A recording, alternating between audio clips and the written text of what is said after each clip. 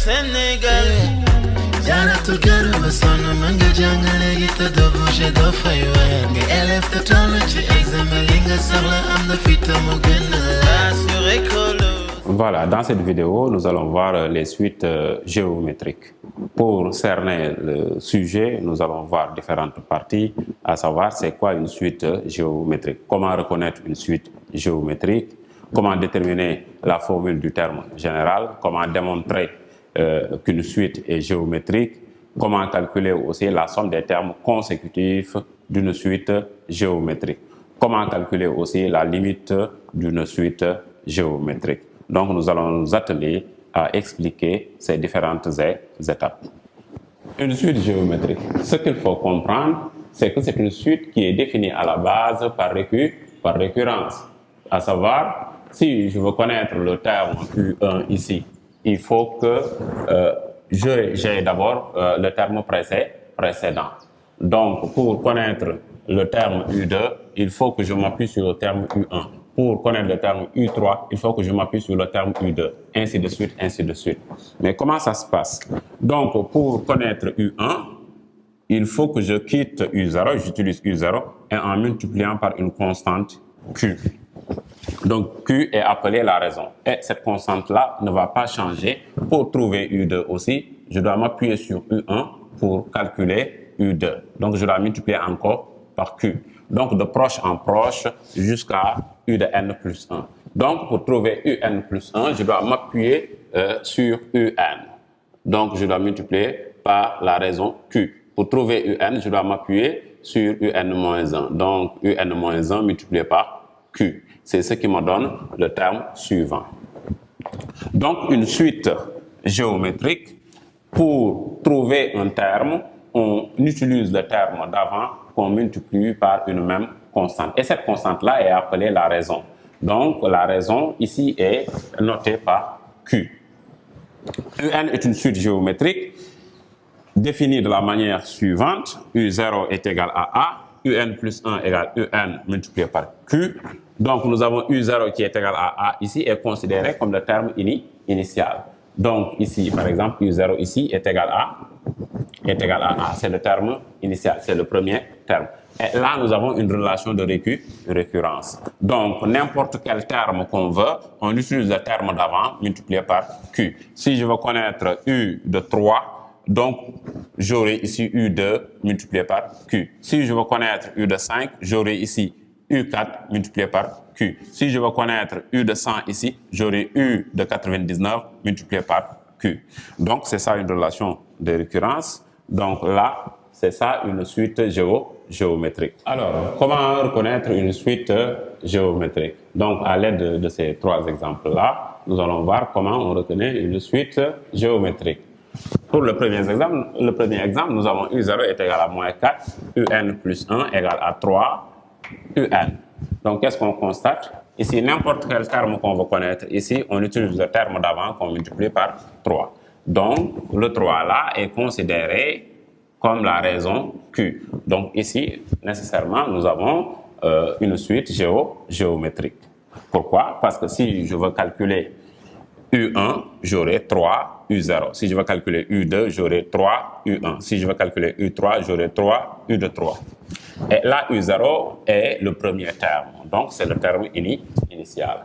Donc, ici, la suite est définie à partir du rang 0. Par contre, ici, on a quel que soit n supérieur ou égal à 2. Donc, ici, la suite est définie à partir du rang 2.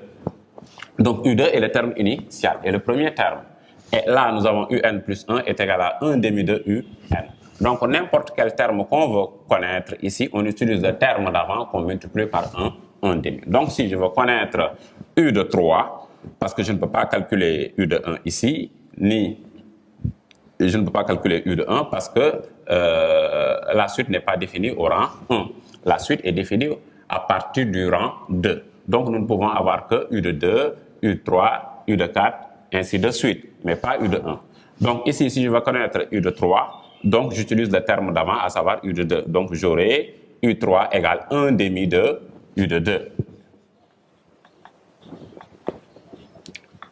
1 demi de U de 2. Si je veux connaître U de 4, j'aurai U de 4 égale à 1 demi de U de 3, ainsi de suite. Donc, nous pouvons dire que le 1 demi là n'est rien d'autre que la raison de la suite Q. Et U de 2 est le premier terme de la suite. Pour ce dernier exemple-là, nous avons quel que soit n supérieur ou égal à 7. Donc ici, la suite est définie à partir du rang 7. Donc le premier terme, c'est U de 7. U de 7 est égal à 3. Et on a la relation de récurrence qui est là. N'importe quel terme dont on a besoin ici, on utilise le terme d'avant multiplié par racine carrée de 3. Donc racine carrée de 3 est considérée comme la raison de la suite. Si je veux connaître U de 8, parce que le premier rang de la suite, c'est U de 7. Si je veux connaître U de 8, donc j'aurai racine de 3 multiplié par U de 7. U de 8 est égal à racine de 3 multiplié par U de 7. Donc, et il suffit tout simplement de remplacer. Donc, on aura racine de 3 facteur de 3, ce qui nous donnera 3 racine de 3. U de 8 est égal à 3 racine de 3.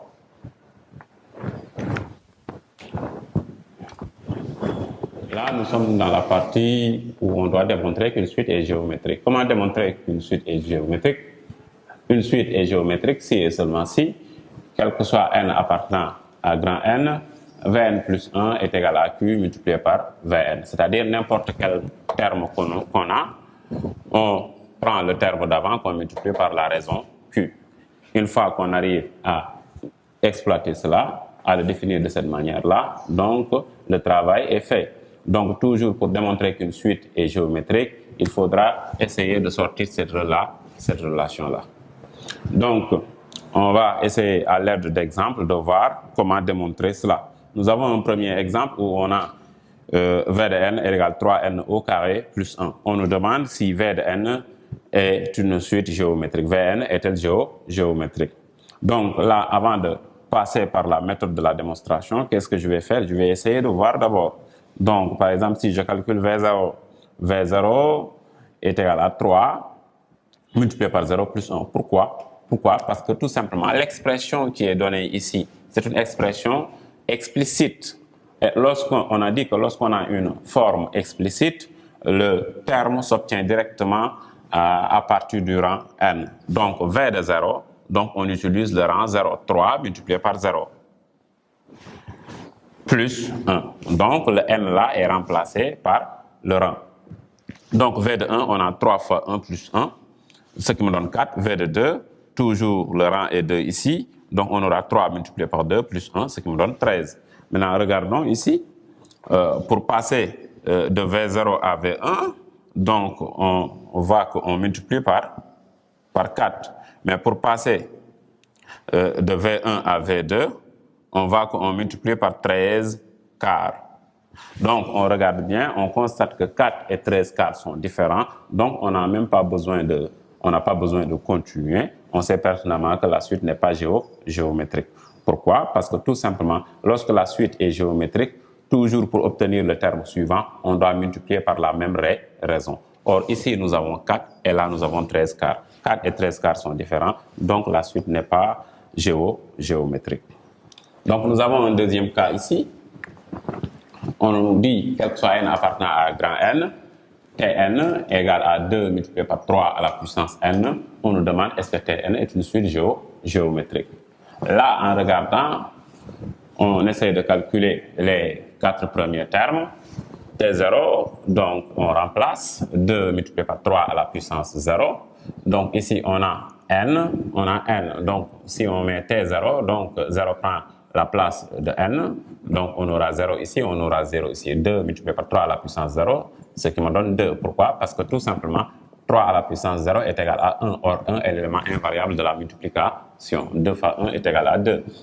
Donc ici, T1, nous avons 1 remplace remplace n, donc on a T1, 3 à la puissance 1, donc 2 multiplié par 3 à la puissance 1, ce qui me donne 6. Pourquoi? Parce que 3 à la puissance 1 est égal à 3. 2 fois 3, ça me donne 6. Donc nous avons T2 égal à 2 multiplié par 3 à la puissance 2, ce qui me donne 18. Donc nous avons T3 est égal à 2 multiplié par 3 à la puissance 3, qui me donne 54. Pourquoi? Parce que j'ai 2 multiplié par 27, ça me donne 54. Maintenant, regardons. Est-ce que toujours pour passer au terme suivant, est-ce qu'on multiplie par la même valeur? Donc, pour passer de 2 à 6, donc on voit qu'on multiplie par 3. Pour passer de T1 à T2, on voit qu'on multiplie toujours par 3. Donc, pour passer de 18 à 54, ou bien de T2 à T3, on multiplie toujours par 3. Donc, on peut supposer ici, c'est une probabilité, nous n'en sommes pas sûrs. On peut supposer que la suite est géométrique. Pourquoi? Parce que tout simplement, à chaque fois, on obtient la même valeur.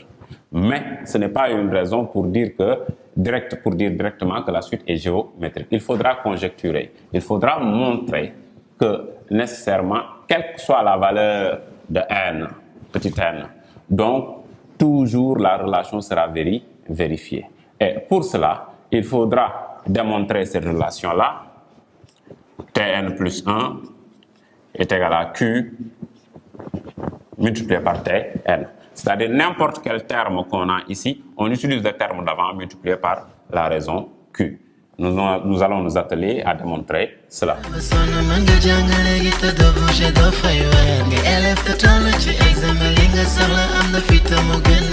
Assuré que le